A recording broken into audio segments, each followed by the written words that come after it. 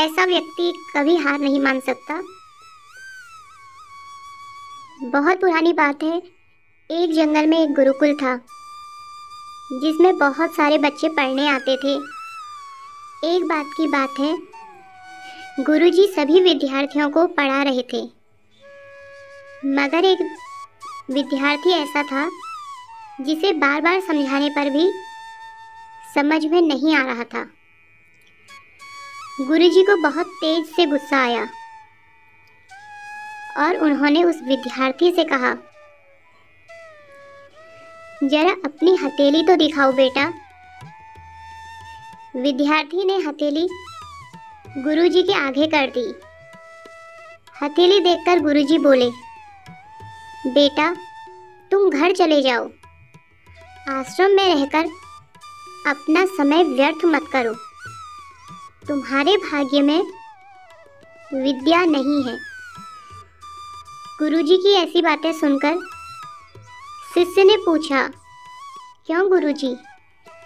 गुरुजी ने कहा, तुम्हारे हाथ में विद्या की रेखा नहीं है। गुरुजी ने एक होशियार विद्यार्थी की हथेली उसे दिखाते हुए कहा, यह देखो, ये है विद्या की रेखा, यह तुम्हारे हाथ में नहीं है,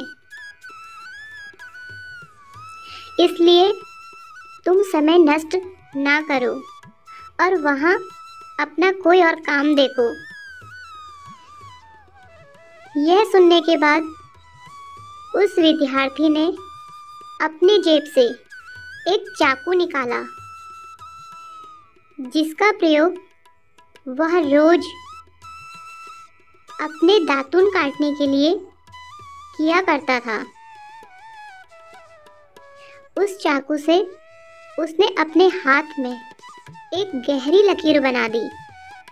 हाथ से खून बहने लगा।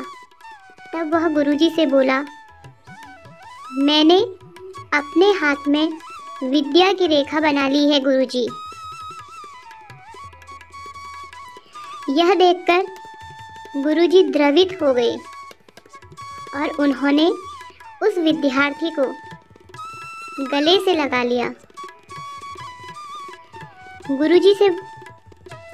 गुरुजी बोले, बेटा तुम्हें विद्या सीखने से कोई भी ताकत नहीं रोक सकती।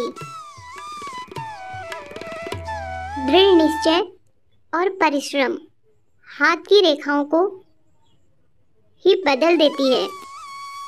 दोस्तों, यह विद्यार्थी आगे चलकर महर्षि पाणिनि के नाम से प्रसिद्ध हुए, जिसने विश्व प्रसिद्ध व्याकरण अष्टाध्यायी की रचना की है। इतनी सदियां बीत जाने के बाद भी आज 2700 वर्षों के बाद भी विश्व की किसी भी भाषा में ऐसा उत्कृष्ट और पूर्ण व्याख्या का ग्रंथ अब तक नहीं बना।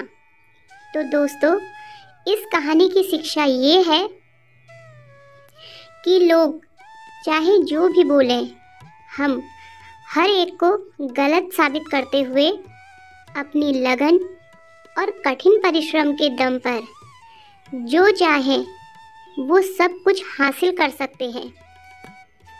Thanks for watching. मिलते हैं नेक्स्ट व्लॉग में किसी और टॉपिक